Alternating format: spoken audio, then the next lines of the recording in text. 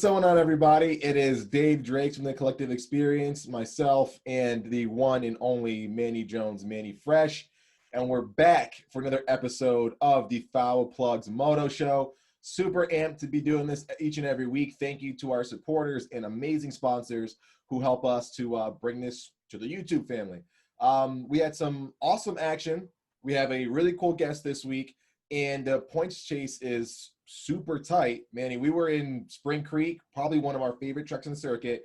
Like, give me your overall impression. I was actually really hyped and pumped to see this track. I mean, they obviously made some changes, so that I really had my eye on, you know, a couple of those big uphills and things like that. So I was really excited to see how it raced out. And I mean, obviously, from everybody who's seen so far at this point, my man AC is looking really, really, really good. And a couple of things that we talked about last week. I mean, Blake Baggett, man. I mean, let's just dive right into it, man. What is your take on this week in the track itself? Man, Baggett, like, I expect Baggett to be up front all the time, right? We said it time and time again, saying it for years. I think he has the speed to like be the class leader. Like we saw him second moto of Red Bull 2. Dude came out of nowhere, yarded everybody, pulled on him, put seconds between him and second place. Just out of nowhere, like just El Chupacabra from back in the day decided to wick it up that he wanted to ride a dirt bike, and we saw what he's capable of. And to not see that week in and week out, it's a little weird, the consistency deal. It's a little off to me, and I think it has to attribute to the mental game, which we kind of got into with Jay a little bit. But it's definitely weird for me. Hopefully, I'll say this. I'll start by saying this. It's a much better position than he's been in, right? To go 2-2, second overall. It's much better than where he's been with like the fifths, the sixths, the whatevers, fourths, and here and there. So I think it's a step in the right direction. I just want to see him, ride to full potential and be able to get up there and battle with AC tooth and nail, make some passes and really mix it up. Makes it better for us race fans. Yeah, I'm an AC fan, but I'm a racing fan for the, you know what I mean? More importantly. So I think it'd be really cool. He's starting to give us glimpses of, that old Blake Baggett that hangs it out on the edge, and that we know is that not to say he's only an outdoor rider, but he's an outdoor specialist. Yes. That's really his thing. That's where he shines. Yep. He strings together these lines, and he's willing to take those risks that some of the other riders don't. And it's always exciting to see him get out there, especially when he's riding well. Oh, exactly. He's like one of the only guys that seems to really gel with his motorcycle. I mean, you never hear about him having super big setup issues like some of the other guys. Like, he's the only guy that goes out there and is like, yeah, my bike's sick. I just got to put it together and ride the laps that I know how to ride. Yep. Another thing I want to talk about. So with AC going 1-1, what does this mean for him in terms of him establishing himself in this 450 paddock now? I mean, yeah, he's a rookie, but I mean, he's really between winning the 250 outdoor championship and now he's in the points race for this 450 outdoor championship. I know we look at AC as a supercross rider, but I mean, he's making some noise now. He is. I think this is the step he needed to put him in the talks of like the next big thing. So people talked about it for a while. Like, yeah, AC's got the hype coming in. He's a guy to dethrone Tomac. But we didn't really see a lot of that in Supercross, save for Monster Cup. We didn't really see AC, sort of like carry that mantle and be like, yeah, I'm the guy that's top two. I'm the guy that's winning. I'm the guy that's being a thorn on these guys' side. Didn't see that very often, man. More times than none, he was on the ground. So now that he's able to get 2 overalls, one by which came from a 1-1, I think he's starting to like silence a lot of critics and be like, I'm the dude, man. I'm that guy right now. Like, no one's stepping up. I'm the guy that these guys have to beat. I'm the one laying on the gauntlet every single weekend. This is mine right now. So I think people are going to start, especially if, say for instance, like he does win this title, and that he's going to carry that momentum on to 2021 Supercross. He's going to carry that on to 2021 Motocross. And that's when you start seeing the Dungey-like legacy where it's like, all right, he came up quick. He led it to these guys. He was the most consistent, strung together some really good seasons. And now we can start talking about him as like one of the greats. You know what I mean? Which I think AC needs to be. He has that potential. I mean, that's what his whole AC legacy is leading up to, like him being just like one of the greats because of what he did in amateurs, his 250 wins, all that other stuff. But we're ready to see like the string of titles start back in that claim. So I think this is the start of it. So let's jump over really quick just to Dylan Ferrandez, another guy that went 1-1 this week. Yeah. So what do you think? I mean, obviously we all saw that amazing battle between him and J Mart in that second moto. So what do you think? Do you think he's got it figured back out and he's ready to close this thing out, or do you think J Mart's really gonna is gonna battle this thing down tooth and nail to the end? I think yes to both. I think Dylan's finally figured out what his bike setup needs to be in order to get these good starts, because that's what was holding him back. The guy was running fast lap times, moving through the pack, but his starts sucked. You can only do so much when you're starting from 15th. You know what I mean? Exactly. So I think they figured out what that was, because he got two pretty decent starts, and he's figuring out he needs to get out front early on these guys. You can't wait till half the race to start making moves. Mm-hmm. So I think he's in a good spot right now. I think he's sick of having shitty starts, sick of having to come through the pack and only end up 6 and give more points to Martin when Ferrandez is the fastest guy. Clearly, even Martin has said it. You know what I mean?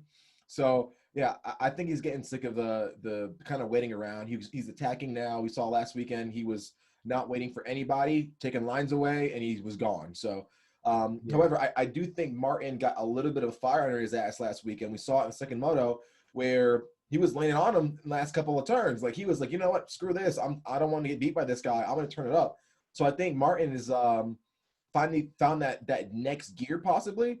And I'm really excited to see what happens at WW, man, with Martin going up against Ferrandez. Martin seems to be renewed. Like, he has some fire underneath him, and Ferrandez is all towards, like, blinders on towards that championship. So something's gonna happen, man. It's gonna be exciting. Yeah, I think Martin's finally at that point where we talked about, where he raced himself into shape, and where he's really comfortable with his speed now, versus where I think in the beginning he was still trying to figure out kind of where he was going to fall in. Like, obviously he was going to be fast, but he didn't know where he was going to match up. And obviously Dylan was kind of yarding everybody in the beginning. So I think now he's confident in the fact that, hey, I can race with this guy. I don't have to kind of fall back and try to follow all the time if he's in front. Like, I can, I can put it in there. And I think now we're going to start seeing him really, really assert himself and actually try to win this thing. Agreed. I think that's exactly how it's going to play out. So as far as, who do you think were some of your sleepers? Who were some of your standout, surprises this week, both in the 250 and then the 450? I'm going to say 250, I got to give it to Jet Lawrence. I know we talked about him a little bit last weekend as being someone that, like, I don't know, man, he might not do too much. And he was up there. He was consistent, man. He was riding with those guys pretty decently. I was pretty shocked to see that. I did not think that he would be I don't know, as solid as he was showing. So that was pretty cool. 450, I got to get up to Barsha, man. We can't talk about that without saying Barsha's name. Dude rode the quietest, I think, 4th and 5th, and came in 3rd overall on the podium. Like, I mean, definitely did not expect to see that from him. But it was cool, man. It was definitely cool to see, like, a little bit of that parity that kind of played into his favor, where he got that podium kind of on, like, some sleepy rides. So I thought it was dope, man. Definitely thought it was dope. I guess for me, one guy in the 250 class that stood out, I know we mentioned that he was kind of like being a little underwhelming in the beginning of the season, but he ended up with an 8th, was Joe Shimoda. He started, putting a good ride, I think, is in terms of, I know he was struggling a little bit in the beginning of the season just with some results. And obviously I know he's probably had a lot of pressure on him with that Geico ride. And I think it was good to kind of see him start to push up into that top 10 where I think everybody actually expected him to be. So that was good. And then the 450 class, how about Justin Rodbell with a 13th? That was good. He went 14 for 13th. I was super pumped on that. How dope is that? Yeah, to see a privateer. He's relatively unknown. Not many guys know of Justin Rodbell, man. Coming in with that, what was he got? 14 for 14th. Yeah, like, dope, man. Like, not a household name on a privateer machine on a track that he's not that familiar with. Hats off to him. This field is stacked. They're, like, literally the top 17 are dudes that are lethal, that can get some good positions, put in some decent rides, and to sneak in there as a privateer, making it happen. That's so dope. Shout out to SGB Racing. Those guys have put together a really solid program, and I think they're reaping the benefits of that right now. Exactly. So leading into then next week, obviously WW, one of our favorite tracks to watch. Yeah. Really fast track. Yeah. Big jumps. What do you have your eye on? Yeah. What do you have your eye on that race? I like it because it breaks down differently. It's a sand track with, like, kind of hard packed features. So you have your rollers, you have your almost Supercrossy style takeoffs, pretty good sized booters, and the corners are tight. So I like all those elements playing together. So I do think the Yamahas are going to be just night and day from everyone else. So this is where I think Ferrandis, Cooper, McElrath, they're going to have their easier time. When I say easier, I mean all the other teams are going to be struggling to get that power down, where those guys won't have to work as much. So I expect to see blue domination for sure at this track, unless one of the other teams can figure out that little extra bit. Man, the Blue Crew has it, to be honest with you. I'm also excited to see what happens with some of the Florida riders. Now, I don't know if it's going to be as humid, as hot as it normally is, since we're kind of in the fall season right now. But I'm excited to see what, like, you know, the Florida boys like Muskin, like AC, how they come. You know, if they're gonna step up and, like, you know, start showing something really, really big. Obviously, AC did that last weekend, but if he can back that up, man, that would be awesome. But mainly I'm looking at Marvin Muskin, who is used to this climate, used to this kind of track. Baker's Factory is a little more loamy, a little more sandy. So I'm excited to see how he does. And we can't, you know, forget about Tomac. Yeah, he's been kind of off in the wayside, but I mean, this is gonna be a rough track, and he excels at rough track. So exactly. I'm also excited to see how Zach Osborne will rebound. Obviously another person to keep our eye on. He went 416 or something like that? Yeah, 416 this week. So I'm excited to see kind of what he does with that, how he bounces back and really keeps his composure. And in the 250 class, I definitely stand by exactly what you're saying. Obviously, you know, I'm a Blue Crew guy, so those blue bikes, the power's different. You were able to see it even this week, just on the uphills. Brandis' bike was pulling so hard up those hills. It was ridiculous. So I definitely foresee a lot of blue starts out front throughout the weekend. Yeah, definitely. I'll doing a quick privateer rundown. I gotta give a shout out to Jarrett Fry, who got a 15th. Oh yeah, that was real solid to see, as well as we got Derek Kelly and Jesse Flock and our boy Jerry Robin coming out with the top 20. That's scary. That was pretty fire. And we already talked about Rod Bell getting that 14th. The Jake Masterpool came up with 15th. Super good. Ben LeMay with a 19th. We got Grant Harlan with that with the 17th. So the privateers are making some noise, and we do see Alex Ray slowly kind of bumping up a little bit. So that's always good to see. Still waiting for our buddy Adam Entignaf to break that top 20. We know he should be up there. Adam's a super talent, and that HEP Suzuki has a motor in it. So expect that guy to climb the results. Manny, you and I got a chance to sit down with a very, very exciting guest this week. So we're going to take you guys to that right now. All right, guys, we got Jay Cavanaugh of RAC coaching with us. We're really amped to get him on. Jason, what's going on, man? How are you? I'm doing great. I'm happy. I just got back from driving 20 hours to Millville and back from Millville. I've listened to, I think it's 17 audiobooks, so I'm smarter than ever. Oh, man. Well, you got us and most of the country jealous because you went to a pro national. So you got that one going for you, especially one that was pretty dope in my opinion. Yeah, guys, we were really amped to get Jay on. If you followed the collective or anything that we've done, you would have seen Jay. Jay has been a huge part of the collective, meeting all of our interns, helping us kick off the program initially. And he is an invaluable part of the group and an invaluable part of a lot of riders' programs, which we'll get into. But like I said, Jay was at Millville. Before we get into what Jay's all about, all that stuff, we know you guys want to see some racing action. Jay, walk us through kind of like the atmosphere of Millville. It's one of the most historic like tracks on the Pro Series, or if not the world. Some of the coolest features, uphills, the sand whoops, the triples, the start, and the whoop monster. What was it like, man, talking about some of the racing?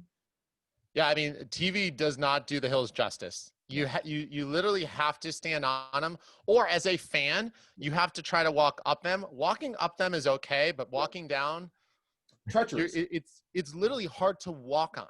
And so the track definitely proved to be a beast. And really the most interesting thing I felt was that they didn't dig into the track. In other words, they didn't like till it up and go deep enough to the level that it was expected. So everyone expected a certain type of track, and that expectation was not met. And so the track, everyone had gone out for practice in paddle tires. at least in the teams and the trucks that I was involved with this weekend. A lot of people went out on paddles. Yeah. And that was not the right call. It definitely proved to be more of a hard pack track. Yep. And it was, you make a mistake, you're going down, as you saw. You know, Bowers went down. Henry, I was there when Henry came out of the Asterix or the Alpine Star Medical, and he dislocated his wrist. So he went right from that event and went straight there to, you have to get put out to get it put back in. Yeah. So a lot of people, you know, a lot of it was survival and being smart, you know, and it was one line. So you had to be careful because you had to take some risks and go offline, but you had to be really calculated. And so a lot of it was tire choice. That was a big thing. And suspension on those downhill bumps, those braking bumps, a lot of people were getting kicked around, and that seemed to prove to be a challenge for the riders as well. Oh, definitely. And one thing that I kind of noticed was that even the factory guys were bouncing around. I feel like there wasn't a good setting that got you solid everywhere. It's like either you target the bumps, you target the hard pack corners, you target like the sand whoops or like the start. Like you had to fit in one of those 4 boxes. Oh, for sure. And it's funny because if you were to ever go to a pro race, if you haven't like been behind the scenes and been with some of the top guys, 90% of the conversations are like suspension. Yep. You know, like what's the setup? What are we going to do? It's like you're always like chasing and chasing and chasing. Like I feel like that's most of the day is chasing suspension settings. And then it's tough because then the track changes. So now you put all this time changing your suspensions, but then now the track has changed. So now where are you going? You always have to be like ahead of that. So, you know, the one piece of advice that I would give anyone that wants to get better is get better at suspension and knowing what it does, when it does it, and how to correct it. Because even guys at the highest level, this is the number one, I would say mental and suspension are number 1 and number 2, like battling for first place neck and neck as to where your biggest opportunities lie. I agree. So from your eyes-on experience of the track, what do you think like the most difficult part of the track that was giving people, you know, the most trouble? You know, it's hard to kind of gauge that from watching on television, but I know you had a, you know, eyes on the ground look. What do you think was giving the guys the most trouble this weekend? Yeah, a lot of it, you know, the spots that I was watching from, for sure. It's a great question. There was one spot in particular where you come down that first downhill. When you come down that first downhill, you had to set up and take that right and then a quick left. And it just seemed like when people were coming down to get that bike settled in, but then also come into the turn with speed and keep your mid-corner speed. But more importantly, you know, you had to obviously brake as late as you could. But if you didn't get drive coming up that hill, you could not make that jump and land up on the top side. Done. And then obviously you had that backside triple that people were coming up, especially Alex Martin seemed to really struggle with that. Yeah. So you really had to, it was very much an exit. A lot of these turns were what I call as a car racer exit turns, where you wanted to give up just a little bit on the entrance to really ensure that you had that drive coming out on the exit. Exactly. So Manny doesn't understand about being down on power. He's got a Blue Crew Yamaha. So to him, it's like, what's struggling? I just with the throttle last minute, I'm over the triples. Like, that Yamaha is like, it's something serious, man. Yeah, I mean, and you could tell the guys that had the motor. I mean, certainly someone like Ferrandis, you watch him, he didn't really seem to have any issues with the jumps. Yeah. I know Tyler Bowers did some motor work that made a huge difference for him. Yeah. The section I just mentioned, that first downhill where you got to have the momentum coming up, yeah. He had like this outside to inside line in Moto 1 that was really, really powerful. Yeah. And I watched him just go by guys there, which is a very unique area to pass. Usually if you got to drive, you wouldn't make the pass until like at the very end at that top left-hander, yeah, but yeah. He was getting so much drive. He was starting to get people, you know, just as he landed on that jump. And so, yeah, it was interesting. And I mean, the fans, it was pretty good fans. It was interesting because we were all masked in the pits, yep. But then once you go out the pits, 0 masks. So that was kind of wild to be in that environment because I live in Connecticut. So we're so close to New York City, like we're very sensitive to it. But out in the Midwest, very much different because I know, Dave, you live closer to where I was when I went to Millville. Yeah, it just seems like that was a little more lax. Since I'm an hour outside of Chicago, so it's like masks are still like, you know, people, they're making us wear them. But yeah, when you're a little bit where Millville's like kind of like that Rochester rural area, no one cares, dude. Like you can go into any like local Walmart, grocery store, no one's wearing a mask. It's so crazy, like the small town vibe. But yeah, I'm very much a mask guy. So But yeah, it was definitely weird. Like I can't imagine like going to a pro race and like not seeing the place just flooded with fans. Like talking to I think it was talking to Manny. I heard from some of the riders that when they were there at the Utah rounds, because there were no fans, once they like killed the bike after practice, they're just sitting around just like hearing each other breathe. Like, hey, I can hear that guy chewing his gum. Like there's no one's talking to each other because they're pros. There's no bikes out there. You can kind of hear people walking like on the dirt, like, and just hearing each other breathe pretty much. Like it's super weird to me.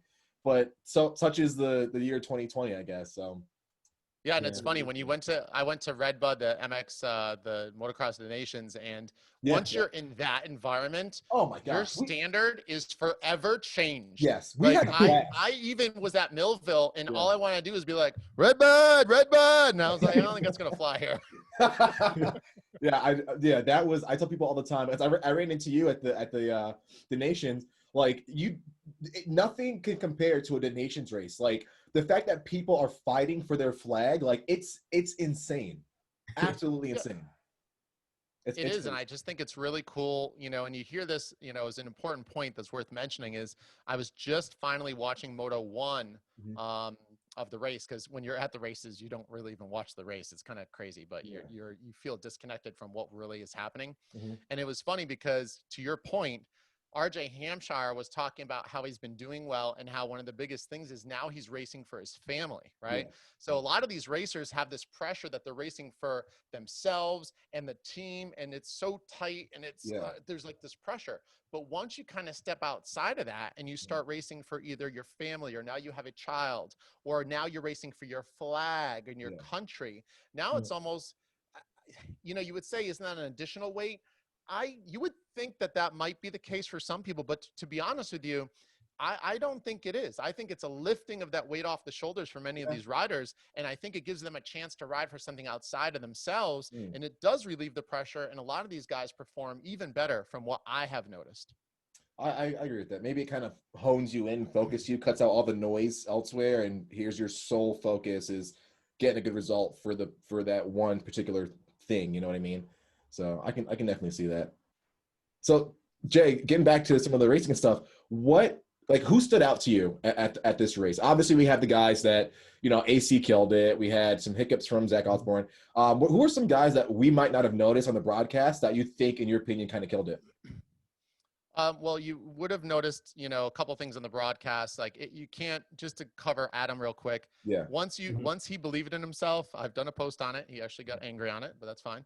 I did a post on it a while ago that he had some words on, but basically Adam finally believed, and that was a big thing for him. And I knew for a fact that he was going to win this weekend. I was like, if I had money to bet, I would bet it all in on him, because last weekend he finally believed. I knew that this weekend he was going to come strong. So just more proof that you need to believe in yourself. But the thing is that Adam's career would have a different trajectory if he believed in himself ahead of the wins, ahead of, you know, the success. You have to believe first. A lot of times we want the proof to believe, but you have to flip the script and go the other way. You have to believe first, and then you get the proof. And so I think if he was to master that concept, he'll have a much better outcome in his career, especially in the future. So Blake Baggett, once again, he stands out to me. When you watch him ride and you're there and you're behind him and you're watching what he's doing, he, to me, could win a championship, zero doubt. I have zero doubt that he could skill-wise. However, mindset for him is what holds him back. He's even said in interviews that, you know, he has sometimes a demon on his shoulder. And so there's a lot of opportunity for Blake Baggett. He, for me, think about his past when he was back on the day with the Pro Circuit Monster Energy guys. He would just do things where you're like, you just are going where you want. You know, when you see a guy ride and put his bike where he wants. I mean, anyone can shouldn't say anyone, that's disrespectful, but a lot of guys will go through a turn and you can almost expect what they're going to do. But when a guy just turns his bike and just does a turn down or does this or that, whatever, places his bike where he wants at will and is controlled and somehow looks sketchy / smooth, you know, you're at first saying it's sketchy, but then you're like, maybe it wasn't, maybe it was smooth and I'm just sketched out, you know. But Blake Baggett for sure. I didn't watch any of the 250 guys because I was just doing some coaching with the 450 guys, but definitely those would be the two that would stand out for me. On another note, you know, I feel like Chase Sexton has some opportunities to improve. He's someone I definitely want to work with because I feel like he's strong, he's great, he has a lot of desire, but I feel he might be trying too hard, and I think he might be getting frustrated early on and might have high expectations for himself that aren't being met. Think about it. You're used to being a champion, right? I'm used to winning. I'm used to being up front. Now all of a sudden you're being challenged. That's a whole different experience for him. So I think he has a lot of opportunity to grow. So I think when he figures things out, he's going to be one to watch as well. I agree. I 100% agree. I think Sexton's got a lot of room for improvement, but that just goes to show how much potential the guy actually has. Not a dig on him by any means, but like that guy is I think he's gonna do some really solid things. Because I mean, we listen all the time. Manny and I, you and I were talking about this a little bit, Manny. When he's at Stewart's compound, like people are saying that like Sexton will have the upper hand. Like Sexton's gnarly, like you know what I mean? On any given day, and then you go to the races, and I think what you're talking about is AC's just mental fortitude, like that belief in himself is just maybe that much better than Chase. And he just has things figured out just a little bit better with his program. So Manny, did you watch the race already, right? Yeah. What were your thoughts? Because you had eyes on the race that I haven't yet. What were your thoughts on the riders? Like, who was your standout? I'm curious to see what you saw from watching the TV broadcast. Yeah. So I know last week me and Dave talked about it, and I was telling him, that my eye has really been on Blake Baggett just because of like kind of the things that we were talking about with the mental thing. And I always said, like, if he can figure that out and get that confidence, that he was gonna be able to turn it around and prove to himself that he can be back up there and still challenge for wins. And I think that was one of the biggest things that he was able to really prove to himself. But another person that I kind of wanted to touch on, I guess two other people from that same mental aspect is we see kind of like a slight decline in Eli's riding. I don't know what it is. It's like I haven't really seen him on that edge and really pushing. I don't know if it's a confidence thing or if it's a bike setup thing. And then we have somebody else that's doing a lot better. Me and Dave talk about all the time is Justin Barcia. And like, he's riding really well lately. And it seems like he's gelling. And I don't know if that's it's because it's the same bike. So I don't know if they found something with the bike or if he found something with himself. So I was also curious to see what your take was on those two guys. Yeah, sure.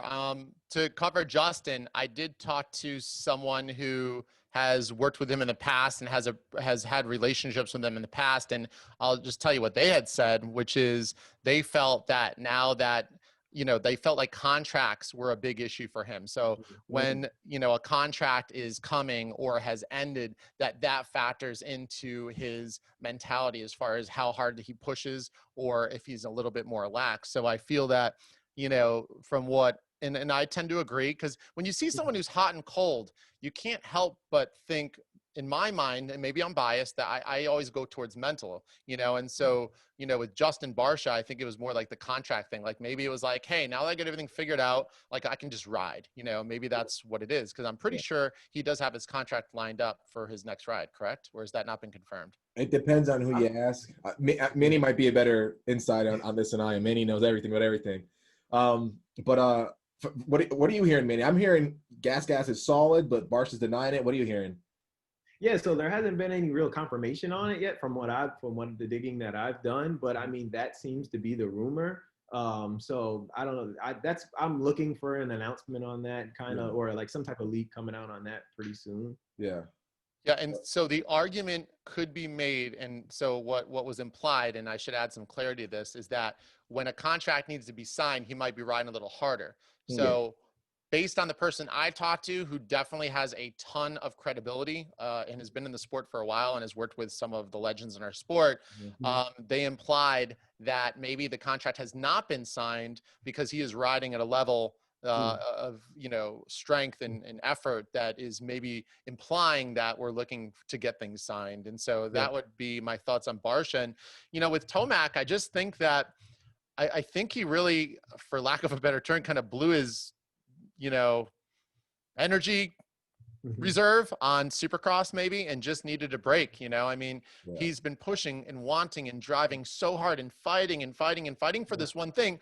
And then the whole thing is that, a lot of people don't realize it, that it's the process that makes it fun. It's going to the races. It's having dinner with your friends. I mean, Dave, it's the being in a snowstorm and taking the funniest videos. It's helping cars stuck on the side of the road at the Minnesota US Bank Stadium, helping them get up a hill at 11 o'clock at night with AJ Canzaro.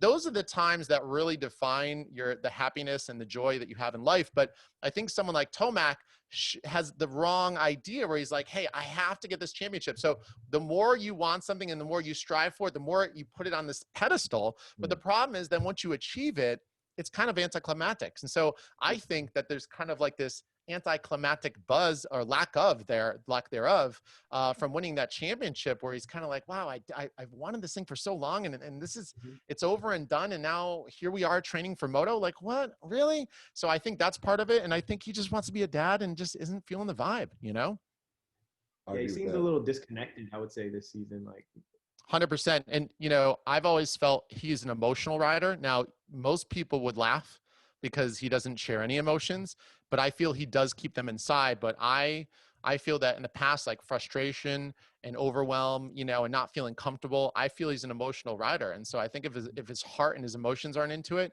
I think it's like a 2 to 3x effect on him, as it would be with maybe, let's say, someone like Cooper Webb, who isn't, even if his heart maybe isn't into a race, there's still that racer side of him that's like, I'm still going to slam and push. I don't care how miserable I am. I'm just going to ride to my capability. And you wouldn't see that with someone like Cooper Webb. I have to agree with that.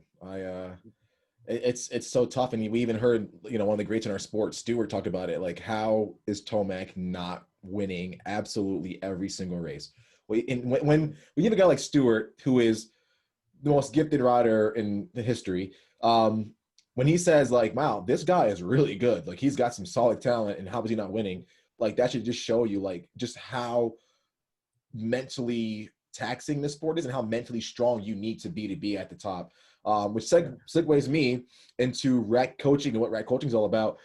So if you guys haven't heard of rack coaching before, formerly rack racing, you kind of get the gist of it now. Jay is probably one of the most knowledgeable mental coaches in the game right now, and I personally benefit from talking to him, every week, and so many riders do. Jay, talk to us a little bit about, like, how you got going with that, and some of the riders you started working with, and the whole deal. It's funny, just like anything you want to do, all of us want to be a part of the industry, right? And after trying multiple things with social media, digital marketing, consulting, I mean, I tried everything, and then finally just there's not a lot of money in the sport. And so I eventually got to a part where I was like, wow, you know what? The biggest need is mental coaching. So I'm like, I'm going to be a mental coach. And so one day I just said, okay, I'm going to be a mental coach. And I listened to an audio. I think it was Jim Rohn, who was the guy who was the mentor for Tony Robbins. And I believe it was his video where he said, in order to be excellent at anything, all you got to do is just study it for 10,000 hours. And I'm like, oh, all right, I'll just do that. So I just started studying and reading YouTube video after book endless. And then just started off at a lower price point per month, got my first 2 clients at my first speaking engagement at one of AJ Catanzaro's motocross schools. And then it just keep going up on price and going up in value and going up in price and value. The quality of my clients has improved. They've always been quality people, but I mean more like the level of excellence that they expect has risen. And so with that, I've had to step up. When you see people step up, you want to step up. So as they step up, I step up. And so right now we're moving a little bit more towards either top Loretta guys that are moving forward or pro guys, but it looks like it's going to be more pro national Supercross motocross. And then we're also going to start doing other sports. I love moto and it will always be my true passion, but I kind of feel this odd little vibe where I just want to either go to something that I don't know. I want to learn something new, even if it's an Olympic swimmer. I'd probably drown if I was in the pool, but I want to try different things. I want to learn new things, and I want to be challenged, and I want to have a variety of challenges with the athletes that I work with. So tennis, football, basketball, anything really, even businessmen, there's guys that aren't the best leaders, and they're leading, a net worth company of, $250 million. And it's like, maybe that guy needs some coaching. So basically just just love the challenge. And, you know, I talk to my clients every day and I love seeing their success. It's fun, you know, and it's a need, you know, and the more I learn and help others, the more I learn from myself, you know? So that's kind of where we're at. That's all to me awesome. And a lot of people are always wondering like, okay, what's my niche, what's my thing? And I think you nailed it perfectly. It's just finding out what you really enjoy doing, which honestly, Jay, I feel like you've been a mental coach for a lot longer than you've been a mental coach. Like just helping out people, helping us like stay amped. If anyone's hanging out with Jay, you know his energy level is like this. I mean, anytime Jay goes to the races, which by the way, if you get to know Jay, he won't tell you when he's coming to a race. He'll just say, hey, I'm going to come to a few races here and there, maybe not, might not. You will see Jay on track walk, and half the guys on track walk are like, oh, Jay's here. You know what I mean?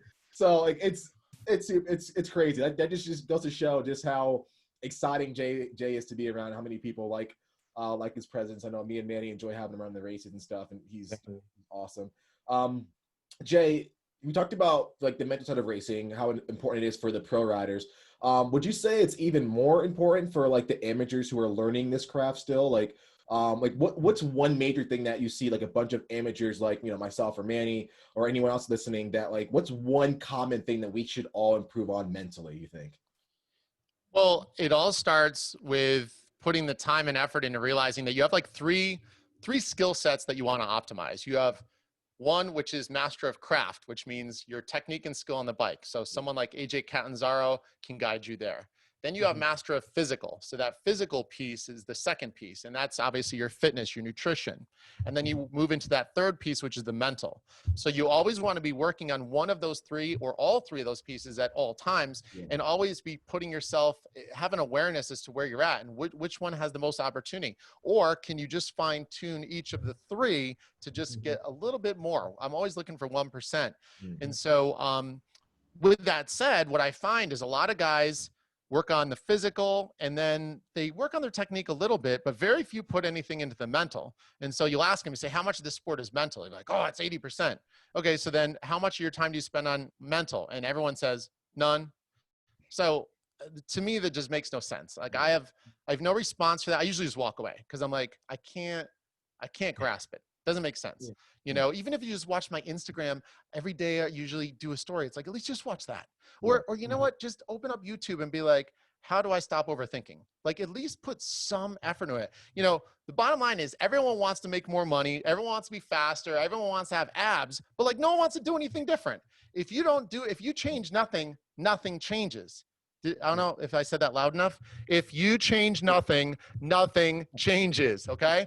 You want to know the number one tip? That's it. Number two would be awareness of your feelings, thoughts, and actions. Just start there. And I'm not going to overwhelm you with more tips than that, because even if you just shine a light on how you're thinking and catch your thoughts and just shine a light on, be like, okay, don't judge. Don't say this is a good thought or this is a bad thought. Just shine awareness on it and say, what does this mean? Like, you know, like, what does this mean with my thought process? Is this affecting the way I act? You know what? This thought is making me feel kind of down. Is that maybe why my girlfriend isn't so happy and isn't calling me as much? Because I'm kind of here when I want to be here. And this is what she's looking for too. So just start with putting a little bit of effort into things, you know, and, you know, the reason why people don't put effort into it is, you know, people don't like uncertainty. They don't like the unknown. So if they don't know about something, they're afraid to discover it and learn it. But you have to be curious, you know, be curious, learn, grow. And it can improve your relationships at work, your relationships with your women, or Manny, one of the 7 women that you probably have, because you got a pimped out house. You're a good looking man. I mean, I don't know what your close rate is, but you know, maybe you don't need mental coaching, but you can always find 1% better. Most definitely. You know, Did we lose Manny? No, I'm still here. All right, he's just not listening. Wait, are you married and I just completely was uncool? No, I'm here. I don't know. Am I freezing? No. Oh, that's funny. You know, the one thing I like is the stop overthinking. Manny, how many times have you and I gone on the track and been like, man, that one jump, and then once we do it, we're like, yo, why were we freaking out? Yeah, every time. It's like you get there and then you psych yourself up out of it before you even get on the track. Yeah, it's that. What I totally agree with what you said, Jay. That's just Well, Yeah, and so here's the thing, Manny. Like, you know, let's say you do have that incident. So the steps you'd want to work through on that are, you know, rumination is when you keep thinking the same thing over and over and over again, but there's no like change in outcome or change in direction. So let's say, for example, there is a pretty sketchy, you know, double that you want to do, and you keep saying, oh my God, what if this happens? What if this happens? Instead, you have to just catch yourself, stop, and say, okay, what is my game plan to get over this double? Mhm. Most people just say, what if this happens? Like, I'm not sure. I don't know. But once you say that once, why would you say it again? You know, and then again, and then again. And some people will look at a jump like that for a whole weekend.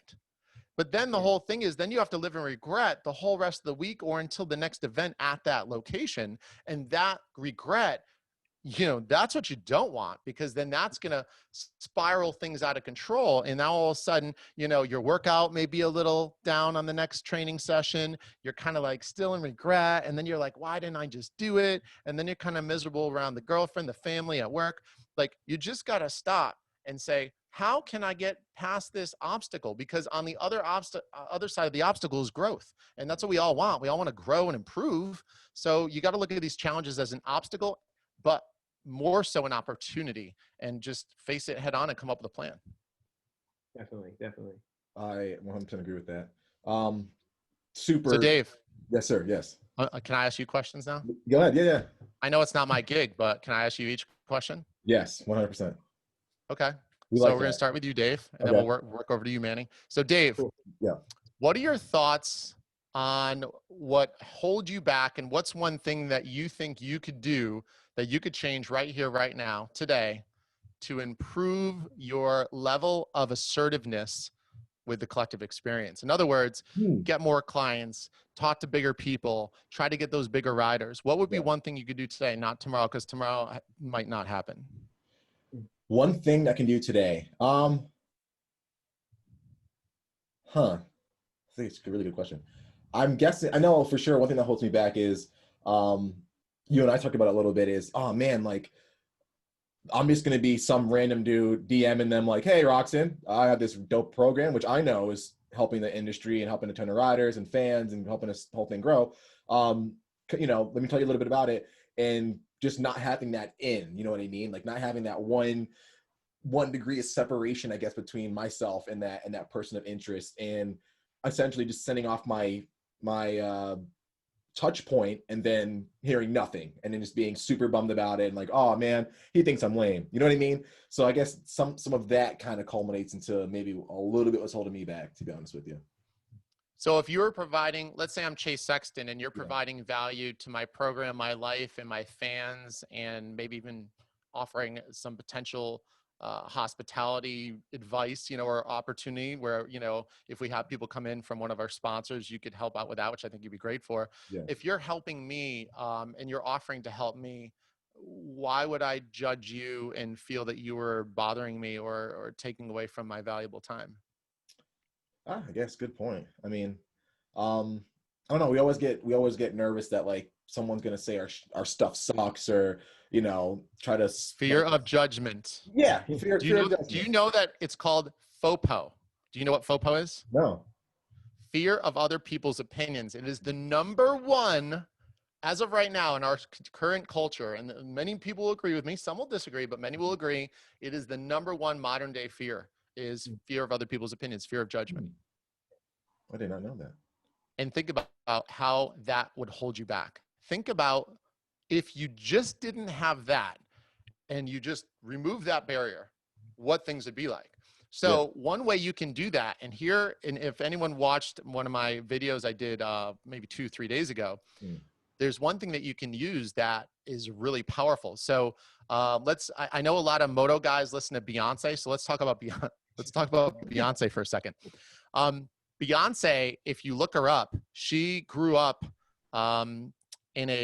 singing in a church and did more gospel music, right? So her upbringing with regards to music was all gospel and, you know, religion and purity, right? And all these things along what you would expect, right? So imagine that's who she is, right? Now that's who she is. She's a good woman, clean, you know, I sing, you know, the voice of God or whatever, you know, she felt. But now all of a sudden, she kind of gets a little taste of this other genre. Now all of a sudden she's kind of interested in that. But guess what? You know where her conflict was? Her conflict was, okay, but you want me to be this woman Beyonce, but like, I can't dress sexy and have like my cleavage out. Like, that's not who I am. Yeah. I can't just dance around shaking my boot. Like, all these things that were required of her to become who she is today were not who she was. So what do you do? Because if you're not doing, it's very hard for you to do things that aren't in alignment with who you feel you are, right? If you feel you're like a great man and you live by the word of God or whatever, right? You know, and a woman's walking by and is trying to load her groceries in the car, you're going to help her. If you're someone who's angry at the world and you feel the world owes you something, you're going to wonder why she's not helping you put your groceries in the car, right? Yeah. So my point is that she knew this and she said, wow, I have such a conflict here. I can't get over this. What do I do? She created an alter ego. So she became Sasha Fierce. So Sasha Fierce is this alter ego. So it's still her. It's just a different version of herself where she goes out and she's fierce and she's sexy and she's this, but it gives her the freedom to be in alignment with that persona. And so she was able to kind of like let her guard down and go into this other alter ego and do her thing. No different than when you put on a Batman costume when you were 8. Now all of a sudden you walk around with your chest out. You're talking like this, Dave. And, you know, I'm Dave Drakes from Gotham City, you know? And so there's this alter ego. So where I was going with this is maybe if you, Dave, were to come up with an alter ego, like think about Black Mamba, right? Think about Sasha Fierce. Think about, there's multiple UFC fighters that have done this. And I don't know the UFC that well, but I know there's at least 3 to 5 that have definitely done it. Iron Mike Tyson, you know, if you really watch an interview with Iron Mike Tyson, he's probably going to cry. He cries a lot, but that's not the guy who goes in the ring who wants to murder and kill you and bite your ear off. Yeah. That's Iron Mike. There's Mike Tyson and there's Iron Mike. It's 2 different people, but it's the same person. Yeah. So I guess my challenge to a lot of riders is to look at this alter ego. You know, someone like Shane McElrath, I personally feel he blew the championship for the reason that he believes in fairness and equality and is a good man. And he, in a weird way, had this subconscious belief that he's had a lot of success in his life, but maybe, Chase Sexton hasn't. And I think that he rode in alignment with his beliefs of fairness and not being aggressive, you know, whatever it was. And I'm sure he doesn't consciously know this, but that's what I feel, that if he had this alter ego, I think he would have won the championship. That's just an example. But I wonder if you could come up with an alter ego that would have you be a little bit more, you know, Sam Fierce. The alter ego, Dave. I like that. Yeah, exactly. Right? Alter ego. Well, you know what? Let's do it. Let's start now. Grab that helmet. Grab the helmet behind me? Yeah. Yeah, let's grab it. Okay. The SU litter. So all right, Serge, I love the helmet. So let me ask you this. What's one quality that you think would make a difference in who you are and how you achieve things and how you build a collective experience? What do you think it is? Is it assertiveness? Like what one trait could you adopt? I would say assertiveness. That aligns with confidence, right? Yeah. I think we can all exactly. Yeah. So then we're kind of winging this, but now all of a sudden what you could do is who's someone that's assertive in your life, or who's someone that you know who's assertive? Like my sister. Your sister. Dude. Okay. No. Super assertive. No, super, dude. There's literally could be a Batman villain. She's so assertive. Like legit. Okay. What's her first name? Raina. Raina? Yeah. So you have to have some sort of alter ego where when you put that helmet on, you embody like her characteristic of assertiveness. And so when you put that helmet on, you are not Dave Drakes. You are Raina the Destroyer, or you don't have to use her name, but whatever persona you come up with. But once you put that helmet on, if you really trust yourself and you really go for it, it's no different than putting a cape on, right? Yeah. Like give a kid a cape and you tell me what happens. And we honestly, we already do this when we race. If you think about it, the minute, how many times do you see guys in the pits where we're joking and laughing? The minute the helmet goes on, I want to freaking kill you. You know what I mean? I want to run you off the track. I want to just crush your demeanor and your hope so that you quit my sport and leave it to me because I'm the best. When I'm racing, Jay, you always say this all the time. I'm the nicest guy, and it's a huge compliment. People that race against me, and especially my current team with Harley, when we go and do mini moto stuff, they say I am the biggest asshole because once the helmet comes on I'm not there to play games. I'm there to crush you and win, no matter what. Go-karts, mini bikes, dirt bikes, like that's it. If the helmet comes on, we're scrapping. You know what I mean? And like It's perfect. all of us, Manny's the same way. Like I think we all have that same persona. So yeah, I mean, applying that to our personal, maybe in our business goals, like yeah, that should come pretty easy to us moto guys, right? Yeah, I mean, Manny, is there like, what are your thoughts on all this? I definitely agree. Like, I feel like that you have to be able to find that level of confidence and assertiveness in yourself when you're applying it to whether it be moto, business, or anything like that. And once you become self-aware and comfortable with who you are and what you need to do to get done, I think it makes it a lot easier for you to put yourself in, whether it be uncomfortable situations, in simple things like cold calls, like Dave, like in a situation, you know, you need to talk to somebody and reach out to somebody. If you're 100% confident in what you have to offer and who you are, it makes it that much easier when you're talking to somebody. And I think it rubs off, and people can notice that immediately when somebody is assertive and assured of themselves. It makes them more open to receive or whatever you're trying to, you know, communicate to them. Yeah. Yeah. So when you're working with like a new client, or, you know, I don't know the details of your business, but like how do you prime yourself, or how do you prepare so that I'm going to see the version of Manny that you want me to see, so I'm more likely to want to engage in a business sense with you? Usually, like, the things I try to do is I try to go in with a plan. So I prep, you know, what I want to talk about. And I figure out how I'm going to get to, you know, my action plan as quick as possible when I'm talking to somebody. And then I go through the list of denials. Okay, how many ways are they going to tell me no? And then how am I going to combat that? And what do I have to say every time somebody is going to tell me no, or somebody's going to ask a question? And that way I would say I'm prepped ahead of time. So it's like, I went through in my head as many ways of you're going to deny me, or as many ways you're going to probe and ask me questions. So when in fact you do ask me or try to deny me, I already know what I'm going to say. And I think it just makes it a little bit easier to proceed through those conversations or things like that. I love that response, because it's also the number one thing, being prepared, right? For, you know, because we don't do well with the unexpected, because we want to have it all automated. Like, you only have so much bandwidth, right? Yeah. And so what you just said has a tie into moto, which is be prepared. You know, don't go into a race where you're changing your oil after practice. Don't go into a race where you're still putting plastics or graphics on your plastics. Don't go into a race where you're just like, wow, I haven't even done a lap on this track. You're like, you know, where's like pit out? Well, I call it pit out, but you know, whatever you want to call it. Where do you get on the track, right?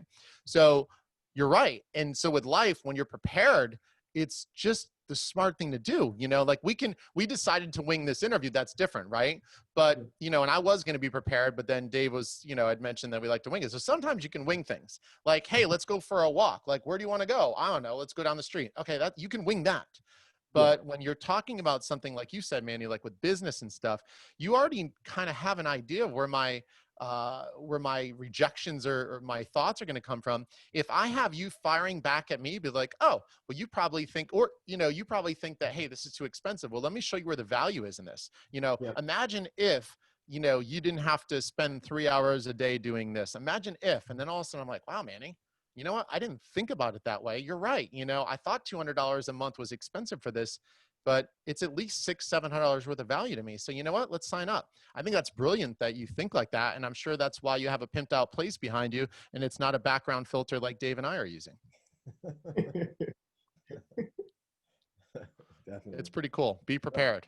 For sure. That's super huge, man. Yeah. And switch just went off, like, yeah, apply the moto things that we do, preparation, foresight, the mental work, apply that to business. But yeah, I 100% can see the benefit of all that. Yeah, because that's the benefit of moto. Like, what's the one thing moto does for all of us, other than send us to the hospital and send us to the poorhouse? It teaches us life lessons that can be applied. You know, be prepared. Hey, you know, I just raced my last race and I was so prepared, I did well. Okay, if Manny has that experience, he might be like, well, hey, if I was so prepared and I did well at this race, maybe I should prepare for my business. Boom.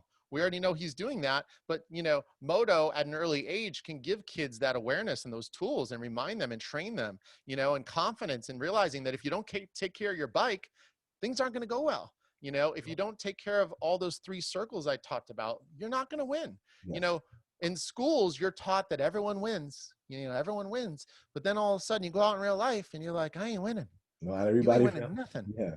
You ain't winning nothing. Nothing's handed to you. Exactly. You know, maybe if your grandparents die, you might get a couple grand handed to you, but that's about the only thing that gets handed to you, other than your ass getting handed to you. That's about all it gets handed to you in real life. Exactly. That's something I always go back to is something I learned on 85s is seat time. I might suck at my gig now, whatever it is, whatever this project, this new thing is. If I put my ass behind the handlebars enough, I will figure it out. And that's always, if I get, like, I'm in a new group right now at work. If I'm struggling, I'm like, man, I don't get this one process. But I'm like, you know what? I'm going to keep running laps, just keep doing my same thing, getting beat up by these whoops, lap after lap.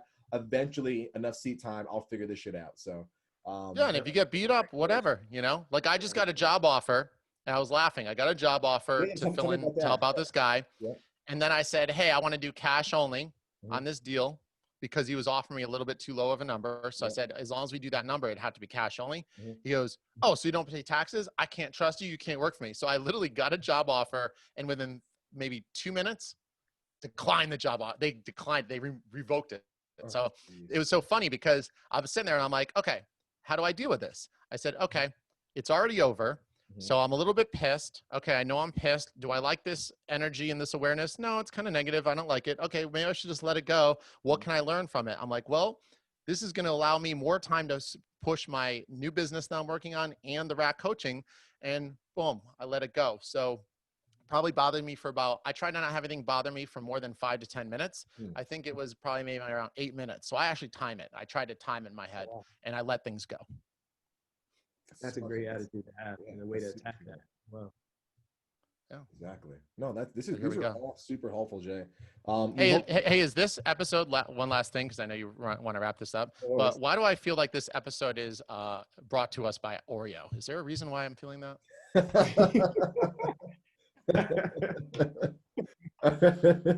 Oh, this is a good time. I'm glad we did this with Jay. It's hilarious. Yeah, I think this episode is really gonna help a lot of people with the mental game, as well as maybe taking that a step further and taking us to the moto and doing something cool. Like if you guys ever want to start your own podcast or bike shop or whatever, like use these steps that Jay's talking about, because these are it's an awesome way to get over yourself. You know what I mean? Like we all have that start. Just start. You just got to start. I just put up my first YouTube video this morning. Just start. You know, I already got critiqued. I was too close. I was like this in the thing, and my head was too big. You could see all my skin flaws. I got to go back. My ending wasn't optimized. There were things I did great. There were things I didn't do great, but at least I did it. I don't care. I'll do the next one better. Exactly. Just get better. Yeah. Just freaking get better. What's so bad about losing? What's so bad about failing? I love failing because at least I tried. Everyone else is like, oh, I should do this. I should do that. I already did. I sucked 7 times at it. And now I'm already doing it good because I had to suck 7 times. So you haven't even tried it.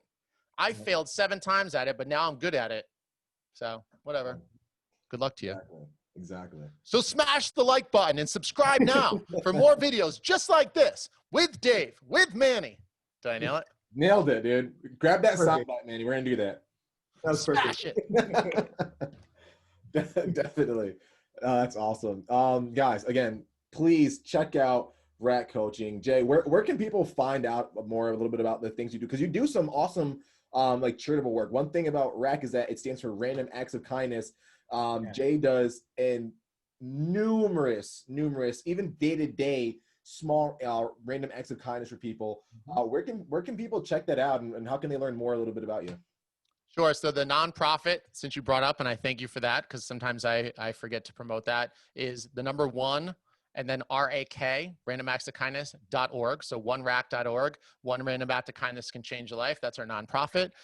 We have a lot of fun with it. It's great. We're going to be ramping up this year. We're legit. It's 501(c)(3), so it's tax deductible. It's awesome stuff. We always do something great for Thanksgiving and Christmas. So in the next couple of months, keep an eye out for that. It's going to be great, but we do things all the time. So feel free to donate whenever you can.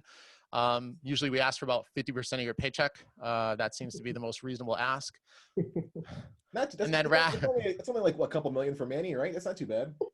Yeah. Maybe, 1 month's rent from Manny would probably feed God knows how many people. Look at that place, man. When are we going to get to your place? I'm fascinated with your place. I'm living like I'm doing this interview on a massage table here because because my real table is a YouTube studio, and here you are balling out. Like what's going on here? I'll have to have you guys come down. We can go ride too. All right, I like it. Deal. But and then so my Instagram was where I'm most active. So that would be at Rack Coaching. So RAK Coaching. And also our website is currently rak-racing.com, but that's going to turn into rack-coaching.com soon enough by the time you might be listening to this, but there'll be a redirect either way. And we do daily videos for the most part to inspire you and keep you on track. We do one-on-one coaching, but it's expensive. So your parents better love you if you're young, and you better make at least $20,000 a year. If you, it's a little pricey because I work with clients every single day, and we get results. And so I've been fortunate and grateful enough. The value is there. We've improved things to the point where now it's like really becoming a legit business. We're at the point now where most of the time I don't even have availability. Like people are like stacked up waiting to get in. So I'm just very grateful for that, like super grateful. But I put in my time, man. I wake up at 4:30 and I'm reading books. I got a book on tennis, like the inner game of tennis, great book. Transurfing, crazy cool stuff, something new. Ross, great book. Like you got to read. Like I read through 4 different books every single morning until I learn something important. Then I do a little meditation, cook some breakfast, and just, that's it. So nice. That's how you got to attack it, ladies and gentlemen. You got to attack it like Jay. Just get it done. I'm motivated. Gotta get after it. Jay, we are very grateful that you took the time out of your day to talk to us. We love talking to you as always, guys. Again, please check out Rack Coaching, see what they have to offer. Keep an eye out in the pits. You'll always see Jay. Keep an eye on camera. Keep an eye on the podium ceremonies, because Jay is a Mr. Where's Waldo of the industry. If you go back to Supercross over the last couple of years, I can guarantee you there's a clip of Jay like somewhere near the podium. So it's a fun game to play. Where's Jay? Thank you so much, Jay, guys. Check him out, man. See what he has to offer. When he has an opening, I suggest you hop on it. And Jay, we thank you for the time. We're gonna be talking to you real soon. And this is fun, dude. This is a lot of fun. Yeah, thanks so much. And if you ever join up on one of the collective experiences, would love to guide you around and introduce you to some of the riders that I'm familiar with. Really, it's a great program, and we're part of that program, and we love bringing people around to meet the different teams and get in the factory rigs and do whatever we can to make you happy. Oh, definitely. Yeah, Jay is probably one of the interns and fans' favorite people to talk to throughout the day. So a lot cooler than some of the riders. So yeah, thanks again, Jay, and we will be chatting with you real soon, man. Thanks for your time, guys. I appreciate it. Thanks, Dave. Thanks, Manny. We'll talk soon. All right, man. All right, cool. So again, thank you to Jay from Rack Coaching. Guys, please follow along with him and all the things that he's about. Big friend of ours. He's a big fan of the program. We're a big fan of his, and he's got some good things coming. Manny, we talked a little bit about predictions for next season. For next rounds. We talked a little bit about Spring Creek. Did a privateer update. Next up, we have our drip check. So for drip check, we texted a little bit during the broadcast about some stuff. I'm gonna kick it over to you. Give me your 250 and 450 standouts for drip check. I would say I'm gonna give you just my 2. I had 2 overall kits that I just really loved throughout the whole weekend. I really like Chase Sexton's Alpine Star kit. That kit was really, really nice. Fire. And I know I've been sticking on it, but this was a new one. It was like a mix. It had like a blend of the red and blue. So it wasn't just, they've been going with that solid color, but I really like the split tone on that kit. It was sick.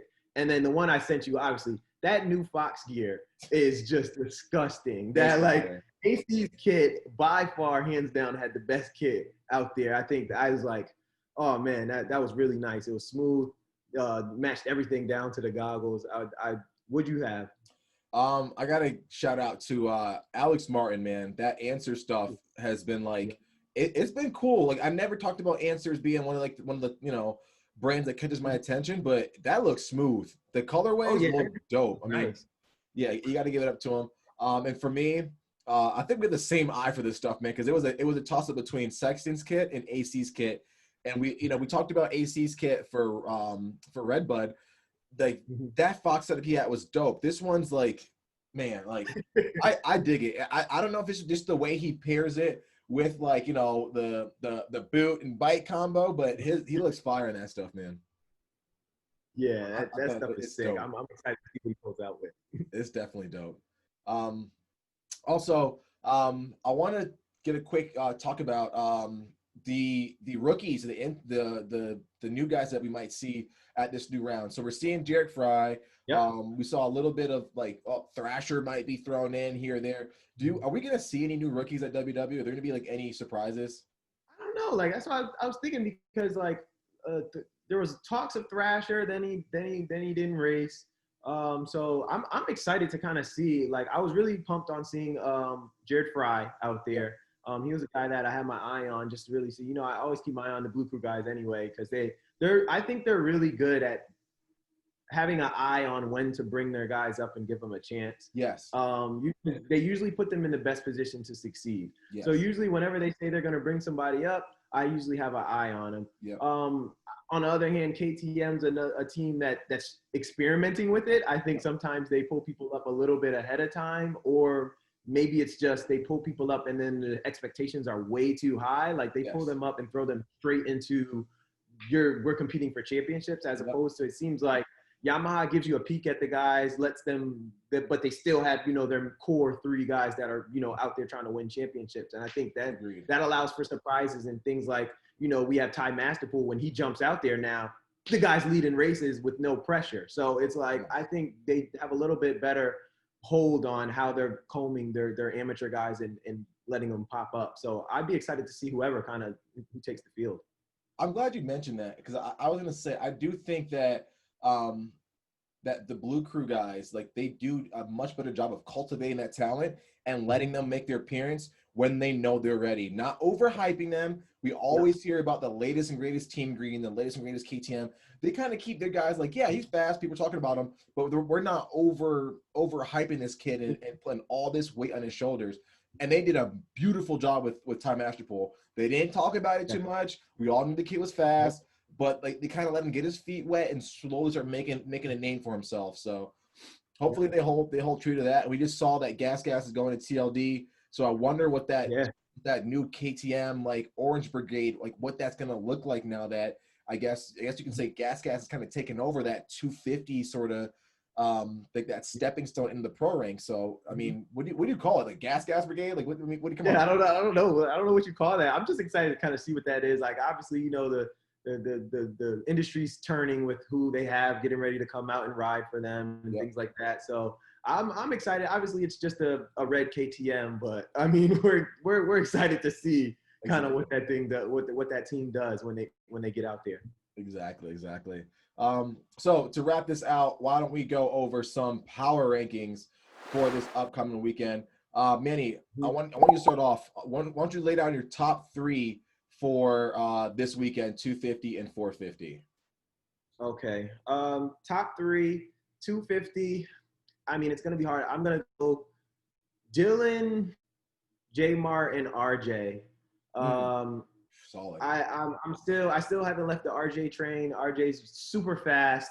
I think he has the confidence. I think he'll be comfortable at WW. And so I'm excited. To see. I think he'll definitely put it on the box.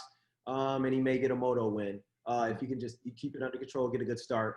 For 450s, I'm still on the AC train. I mean, it's hard to combat a 1-1 week.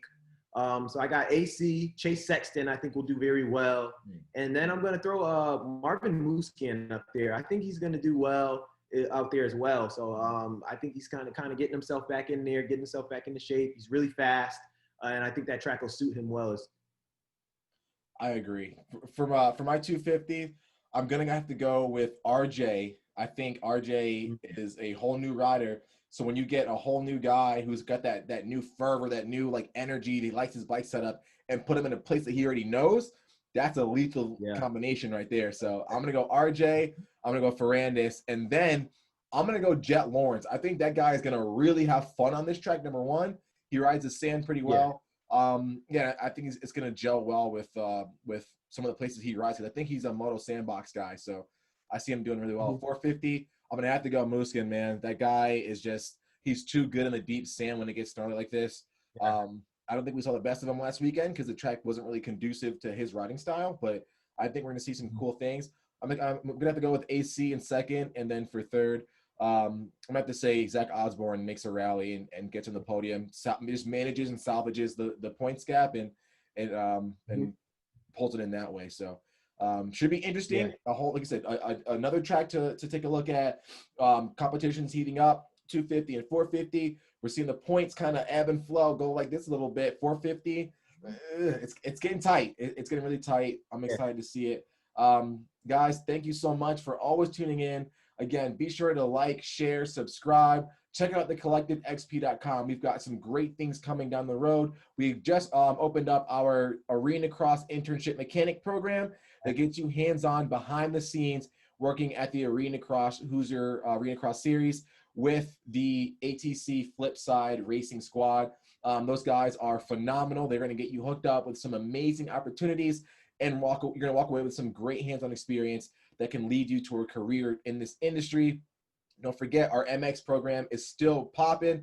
We still have more internships available to you. Check out thecollectiveXP.com, at thecollectiveEX on Instagram. Manny Fresh, thank you so much for talking to us a little bit. I'm glad we got a chance to do this again before the week got too long for us. And we're going to do this again right after WW, guys, so check it out. Manny, it's been fun, man. All right, later. I can never lose to you. He too cool. I can never lose to you. Until go bull, I can never lose to you. Hey, hey.